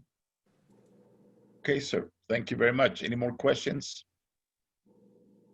Well, I just have a question, because you raised a great thought, Pete. You know, you get 6,000 residents of Alpine, say we're going to go take a class at Saul Ross. What's a unit cost? You know, I don't have the exact dollar figure, but I can tell you that the unit cost of losing enrollment is going to be significant to the community, because we're going to serve less and less people, and there are going to be less and less students and less investment wandering around. So I think the last study that I saw was that every dollar invested in higher ed rotated through a community about 5 times. And if that's the case, then if we can talk people into investing in higher ed, I think it'll be a good investment in the long run. And you know what? It won't even be a contribution in the charitable sense, because we're going to give you a good education in the meantime. Well, it'll be helpful to get that out so people can make decisions with the money they do get and Yeah, set them we on can up do and get that. them enrolled, particularly We can do online. Absolutely. Yeah. Absolutely. Anything else? Okay. Well, Thank you very much, sir, for your time. I'm off to have dinner with my mother. So thank you all so much for the opportunity to chat, and whatever I can do, please know you're always welcome to call me or email me or track me down one way or another. I'd say that you're welcome to come on campus and visit, but right about now is probably not the best time. So I look forward to working with all of you, and this is going to be a great adventure, and I'm super excited and enthusiastic about this opportunity. So thank you so much. Okay, thank you. Okay, city manager. Yeah, next item is discussion on the City of Alpine personnel policy update. I want to say 2 months ago, maybe 3 months ago, we talked about going through and merging the 2016 to 2018 policies. I think that action was given maybe the meeting before I had started, and then we re-engaged on that. Lorena and our department heads worked together. What we used was 2016 as a baseline, and then weaved in the policies from 2018 that made sense. So that copy I sent out a week ago and then was in the packets really was the 2016 baseline, with the highlights being the 2018 things that we weaved in. A lot of work. I think we're down to about 72 pages. We didn't put in job descriptions on there because those are really used more for hiring practice when we're out looking for employees. So that is something that's different from the past policies. But we've done quite a bit of training recently. TML's got a nice repository of training around everything from sexual harassment in the workplace to cybersecurity and things of that nature. So we're also making sure that our personnel policy reflects those types of practices too. So, any questions? Not yet. Rick. So no questions as normal. I've commented, such as who I am. I thought it was a great document. Nice to see it all blended and smushed back together again. I see you got the grievance policy back in there, well, which in my mind was an important omission that got kind of taken out before. What's Right. your strategy, Eric? So I do have a question. What's your strategy for employee review? I know you said you got the department heads, getting it down lower in the organization for what I'll say the folks who do the hands-on work as opposed to the sit in the office work. What's your game plan and strategy on working that if you already haven't done it? Yeah. So with personnel reviews, we do those once a year. But once a year is not the right duration to have conversations with employees. Yep. And so that was part of the reason, we kicked off the leadership training, was to give our supervisors and department heads better skills at dealing with situations as they arise. Certainly COVID has thrown us a little bit of a curveball, and we've got to get back on track with that. But generally, if someone is underperforming, we're going to deal with that immediately and work through those conversations up to and including putting a personal improvement plan together to help that employee succeed. I am going to be engaged and involved in all of those. I mean, fortunately, we've got small enough staff and few enough opportunities that I can stay fully engaged with that, especially during this development time with our supervisors. Yeah, I probably didn't ask the question in the right way. So that's super in terms of, there's people issues, but the bigger picture about giving the employees an opportunity to review the 72 pages, if that has not already happened, so they can come back with comments, to really help, ensure there's clarity, but also make input before you get it finalized. We didn't send it out to the greater group of employees. Probably 15 or 20 have reviewed it. So, 15 to 20% of our staff. Okay. We certainly can do that. We can send it out and get feedback. Yeah, from our staff. I don't want to slow the process down. I know there was just such a bugaboo last time we went through this whole deal because people were told they were looked at it, they didn't look at it and all that. I just was trying to make sure. And I know, with your supervisor and your team, you guys been working. I just thought it might be good to, hey gang, this is where we're at. We're about to go change it, and hopefully there's no surprises. But I know you work with Lorraine and the team to make sure it gets out to all the employees as well. I don't think there's anything pressing that says, hey, we've got to have this queued up on the July 7th agenda to do the first reading and July 21st to the second. I mean, we can use the month of July to gain some feedback from employees and then come back in August, the 2 meetings in August, and go through an approval process from that. Perfect. I agree with that. Yeah, I think it's a great document. You did a nice job on it. Well, I will give Lorena a lot of credit, a tremendous amount of credit. It's been a great growth and development project for her, not only looking at best practices across the state of Texas, but then working with all the department heads and, multiple sessions where she got multiple people together to dialogue. So hats off to her as well. Great. Well done, Lorena. She's online. Yep. Good. Eric? Yes. Eric, my only recommendation is in reviewing generally the policy, it looks good. It looks good. I compliment all folks involved in putting this together. And I guess once it goes through the review phase and get more feedback, I'm assuming there would be some continuing education programs to get people to, I guess, understand it at a deeper level in the future. Yeah, so we do provide an opportunity every year for the employees to review it and sign off on it. I mean, there's a couple of things we want to make sure, specifically around things like sexual harassment, workplace bullying, all of our EEO requirements there too. So it becomes kind of that living document, right? Where we've got to be reviewing it every year. Good. Anybody else? Cynthia? No, sir, I'm fine. Thank you. I just wanted to let you know that Lorena is on listening to the meeting. So if anyone wants to thank her for the hard work, she is on. Okay. Lorena, outstanding job. You kind of put it down and narrowed it down where everybody can understand what the policy is. So my hat's off to you. Thank you. She wants to thank council as well for all the good comments that you said and acknowledging her hard work. Okay. Well, thank you very much. Anything else? Okay. I see Rick with a big grin there. Let's go to the next one, City Manager. Honorable Mayor and City Council, the next one is a discussion on the investment policy for the City of Alpine.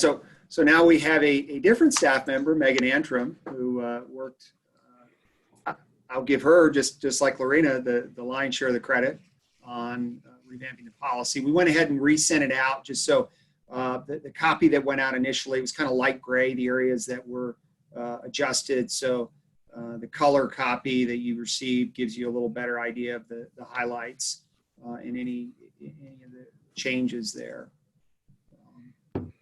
Any questions or thoughts on that investment policy? I mean, good thing for the City of Alpine is we're moving into this realm where we can make investments, and that's a positive thing. And I'd like to compliment everybody that's been involved in all these policy making. I think the staff is working as a team now, and we're all in it for the right reason, and that's what it should be like. So, Eric, I want to compliment you for putting all this together. We can look forward to the future and hope we can do a better job every time we come up with a different idea or procedure or policy. They've all been great, and we're moving to the future. Thank you. Yeah, nice job, Megan. It's certainly, for most investment policies, are pretty mundane and boring. You ground your way through it. I think we got a much better document. Mhm. Thank you. Okay, Eric? Questions? Well, I'll yield the floor to Councilor Stevens. The next one is yours. Oh, so thanks very much. And this is going to be a tag team. Chief has done most of the work on this. I know Eric sent out to council today, and Megan, you might put up, if you've got it, the specific regulations for outdoor music, just so we can help all of our audience see it. As you recall, council, one of the things that Chief had done, and we looked at the last city council meeting, was a rather long and detailed specific regulation for outdoor music. Following up on that discussion, Chief wintered it down to 2.5 pages, because I'm in part, and I thank him for that, because I like to keep it simple. I always make the KISS principle, keep it simple, stupid, because I am. Just make it straightforward so we understand it in a way that makes sense. And that's the document that Megan has on the screen right now. It's really focused on outdoor music, because that's the area we're focusing on. It does not replace the ordinance that is in effect for the city. It's an addition to, and would get added to chapter, I believe it's 94 of the city ordinances. The intent this evening is not to ask for approval, but more just to go through conceptually. Given we're all conceptually okay with this, then we will translate this into an ordinance and bring it back to council for first reading and then second reading in at the July 7th and then the July 20 first meetings. So as you see on the screen right now, and as Eric sent out earlier today, it really kind of walks through an important element about definitions. One of the key concepts we talked about at the last city council meeting is, let's do this not in a way that's judgmental. Let's get facts and data on the table, and how do you measure things? So dB, or decibels, as you spread out, spell out the small d, capital B, is a unit of measure for sound pressure. It's technical. Basically, it's sound because it's sound waves going through the air. We talked about outdoor music venues and the implications associated with that. Talk about real property, and because sound does not stop at a property line, it just keeps on going. We talked about noise measurement procedures and having a mechanism for doing that.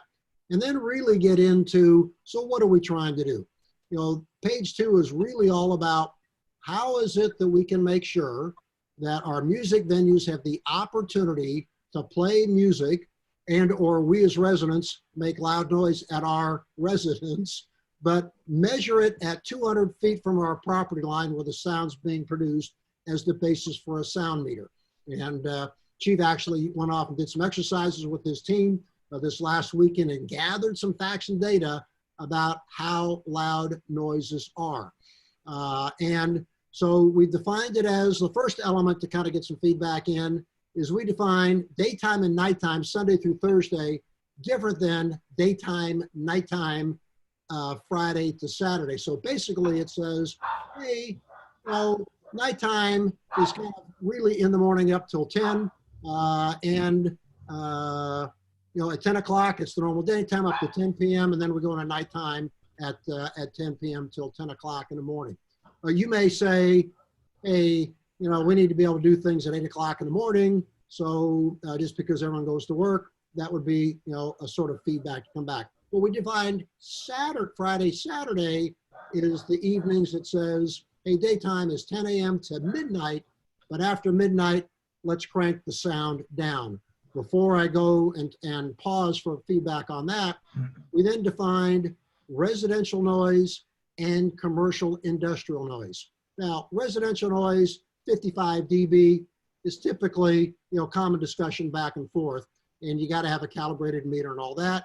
It goes down a little bit at nighttime, but remember, 200 feet away. And so just imagine if you're sitting on your porch, or your back porch, whether or not you want to hear your neighbors, yelling and screaming back and forth. No, at normal conversation, 55 dB makes sense. Quieter, at nighttime, 50. For commercial industrial, which is where our bands are and where those occur, 80 dB. You listen to 80 dB for a long time, you're gonna have some hearing loss.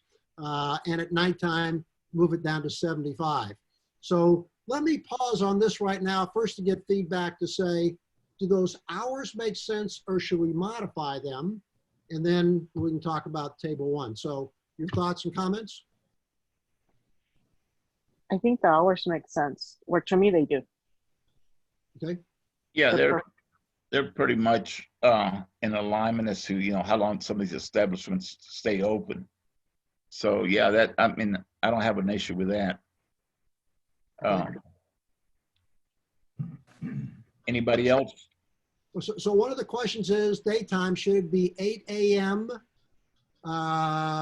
During the weekdays when, the noise can go up 5 dB. It's not a big amount, but it's still, that's a question, or is 10 a.m. okay?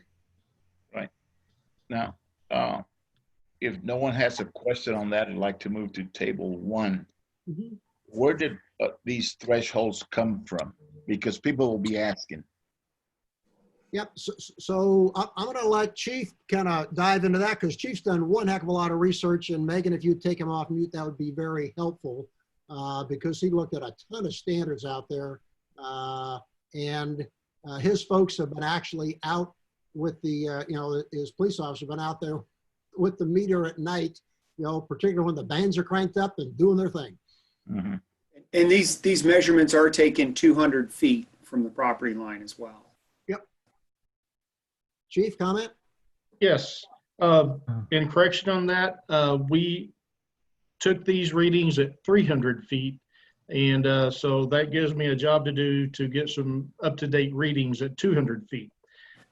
With that being said, I compiled this from I researched a lot of case law and also a lot of other ordinances that other departments or cities had in place, such as Round Rock Police Department, Little Elm Police Department, and various others, and pretty much compiled with what they've done and modified it into what I thought it might meet the needs of what Alpine is trying to do. The dB readings that I have listed here were pretty in the middle of what the other departments were doing. They really follow the Round Rock Police Department, if you would. I took a lot of their information. Some of the things that we need to consider on this, and I explained earlier, was where to take the measurements. There was, you take measurements at the stage. Do you back up to the property line? We don't know how far each property line would be from the stage. So a lot of the information was taken at 200, 300, 400, and 500 feet. And I think in our discussion, 200 feet sounded like a round number. And I do have some stats taken at 300 feet if you would like me to go over those. Hey, go ahead, Chief. Okay. It's instructive to help council understand because they were, which music were you checking out on Friday, Saturday night? Okay, on Friday night was the only night that there was outside music. Right. And what I did was, I don't know if you can see it here, but I got Google Earth and I created a 300-foot circle and a 500-foot circle around a certain area that plays music and took decibel meter readings. The first one was taken on the 13th at 10:37 p.m. at 300 feet away. I had a meter reading of 55.7. In a different location, I had 44.3 and a 25.6 at 500 feet. So then I had them go back at a little after midnight and take an additional meter reading due to traffic dying down and possibly the sound being able to travel better. So the first meter reading was at 300 feet at 45.6. A 500-foot meter reading was 54.4. And another 500 meter reading was 40.3, and a 300 meter, I'm sorry, that was a 300 meter reading. Of 500 was at 34.6 decimals. So you can see the range. I am going to go out now and do it again at 200 meters. So if council would like to see the comparison. So, and just to give you some perspective, from the folks who measure sound, your ice box, or in today's vernacular, refrigerator, I'm an old guy, tends to run about, 55 dB. A suburban area at night, about 40. A whisper's 25 dB. Your vacuum cleaner runs 75. City traffic can run as high as 85. So it just gives you some perspective. These are reasonable levels to expect for people to be able to sleep at night and not be bothered by it. At the same time, as Chief said, given those ranges, it gives an opportunity for the live music to play, be able to meet their patron needs. You get dampening the further away you go. That's why we said, hey, go out and test some, gather some data. So he's going to continue to gather data, but that was the basis for the numbers. Okay. Now, question. Yes, I have a question for the chief. Yes, sir. The ordinance, the context is well structured, and I see you guys have done a good job in his thought. But to implement it I have a question. Let's say I have a resident who loves to play music after midnight from 12 to 2. And to me, it's very loud, or we may be. And so what I do is, according to the ordinance, I call the police department. Somebody comes out and checks the decibel level. And if it's above 50, then you guys would take action. But if it's below 50 after 12 o'clock at night, I guess I get a call back and say, well, he's within the limit. Is that correct? And that's a very good question. In this one, this is for outside stage type music, but in a residential area, yes, here it's 50 dBs, 50 decibels, but a such call like what you're talking about, first thing we would do is go knock on the door and ask them to turn the music down. And that's going to fall under our other ordinance. This one is for outdoor music. Does that answer your question? Yes. Okay. So Chief, I've got a question. How is this Yes, going to impact when we have an outdoor venue such as Viva Big Bend, and we got these bands throughout the Holland Street or throughout the city now with the COVID? So how is that going to impact that? That is up for council's discussion, and what y'all want us to enforce is what we will enforce. And, again, I will say, such as a residential area, going to 50 decibels and knocking on the door and asking them to turn it down, the 80 decibels is a lot, but they can still turn that down in the commercial or big, the outdoor bands playing. And that is one of the things that I put in my enforcement procedures is first, we have the option to ask them to turn it down versus going straight to issuing citations. And we would hope that, they would work with us and turn the music down. Right. But if they don't, there are options.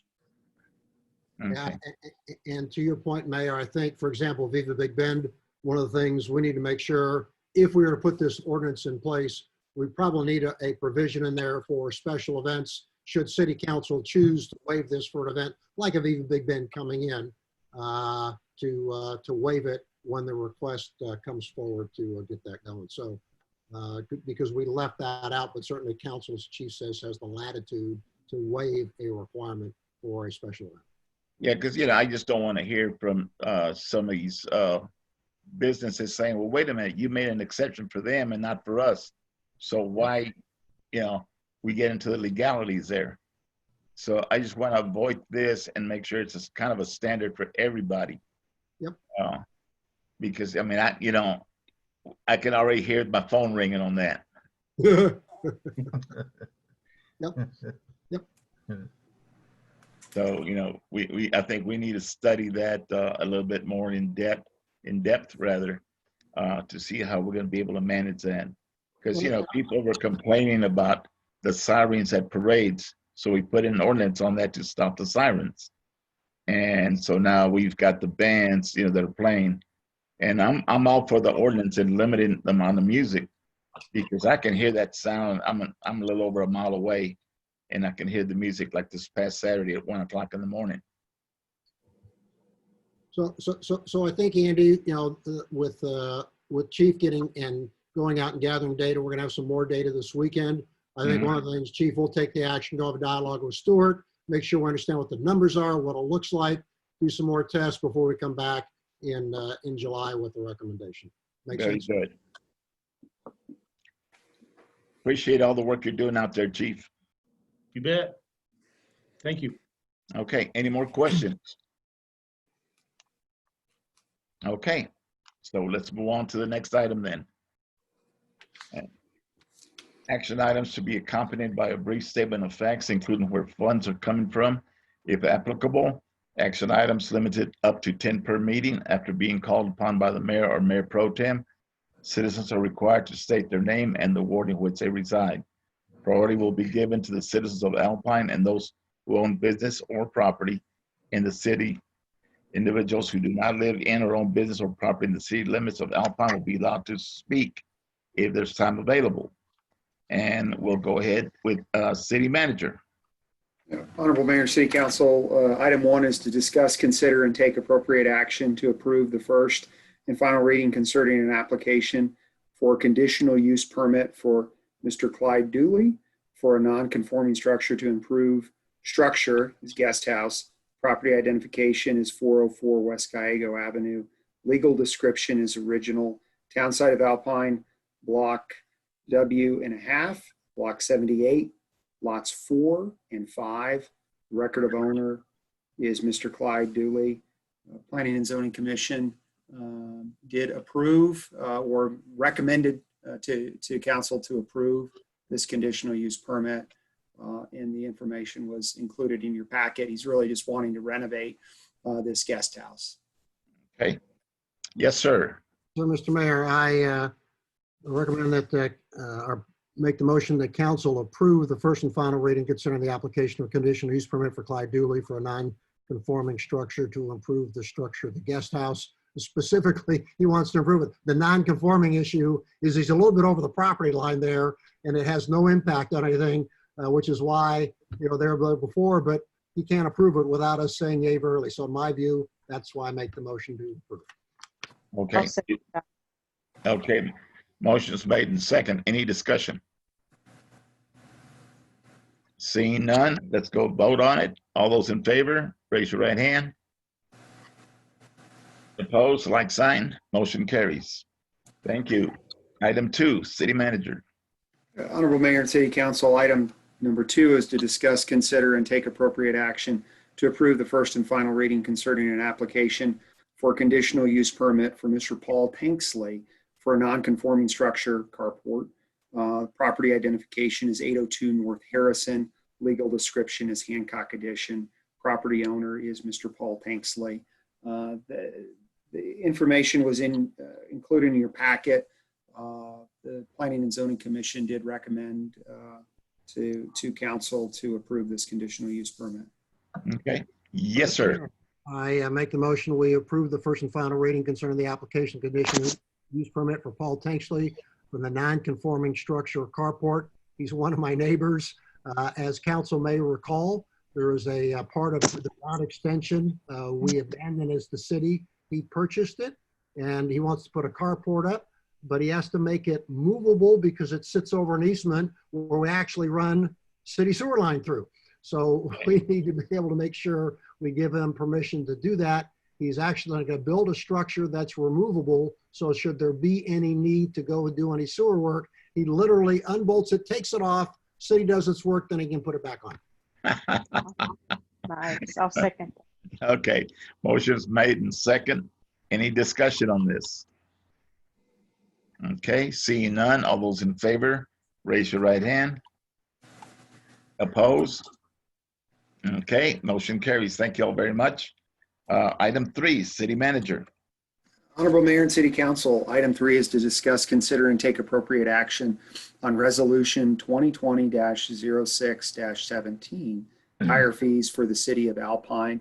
Ms. Adelina Bell reviewed the plan she had with council last meeting, and this resolution would just set those fees as we discussed last meeting. Yes, sir. Mayor, I propose we approve Resolution 2020-06-17, the tire fees for the city of Alpine. It's a good deal for our citizens, and it's a good deal for Alpine because we can get a lot of tires cleared out and moved out of our way.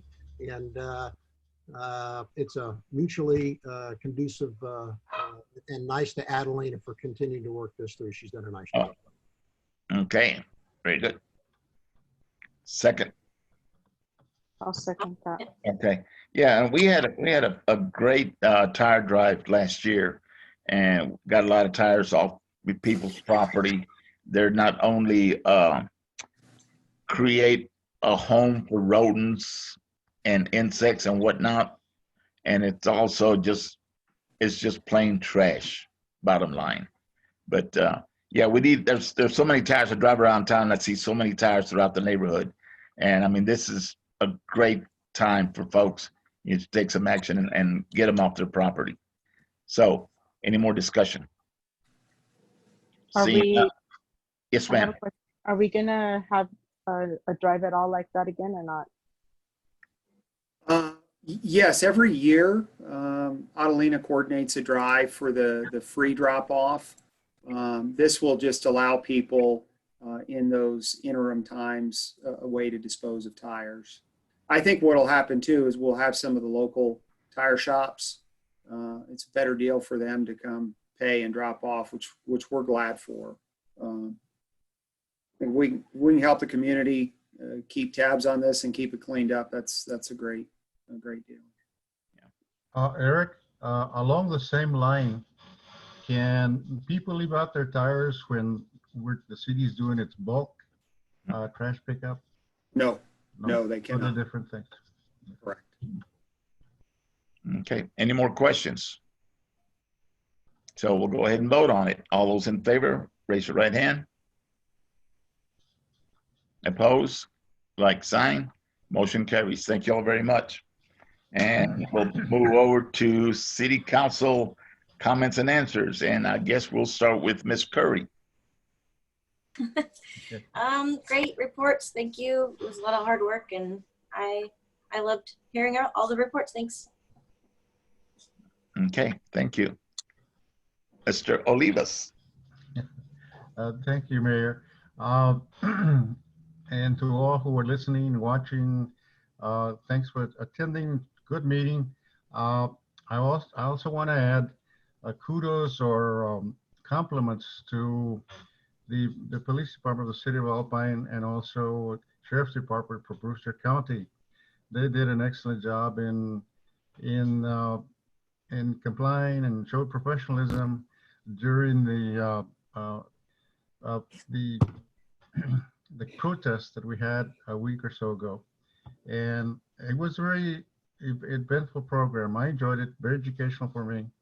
But the police department came all out and very professional in handling the situation. Thank you much. Mm-hmm. Okay. And Councilman Escobedo. I just wanted to let everybody know that the reports are really great, and I'm glad that the city and the county and of course Ross and the Independent School District and the hospital are all working together. That's very important. Yeah. And Councilman Stevens. Just my comments, because I always speak too much to begin with anyway. I think it's really nice to be on the team. We have a professional group of leaders in the city of Alpine, and it is terrific to see it all come together in a way that makes really Alpine a terrific place to live and call home. So thank you. Absolutely. And I think it's all coming together now. Now with a new head at the university and his willingness to work along with the city or to partner with it actually is fantastic. And again, our committee on the COVID has been done a tremendous job in what they're doing. A lot of great ideas have come out of it. And the recommendations are very simple. Wash your hands, social distancing, and wear your mask. Very simple, okay? And it was working fantastic prior to the opening. Then everybody got a little lax, thinking like, okay, it's over. No, it's not. We just seen the beginning of it. And so I just strongly urge everybody on the Zoom to tell their friends and neighbors, wear your mask, wash your hands, social distancing. And we can slow this thing down, because these 11 cases will have a tremendous impact on the city should they go ahead and wind up with hospitalization. 25-bed hospital will really put us in a bind. So just urge everybody to be safe out there. Those are my comments. And we don't have any executive session, so yes, sir. Move we adjourn. Okay, second. I'll second. Okay, there's a second, not debatable. Meeting's adjourned. Thank you all very much. Great meeting.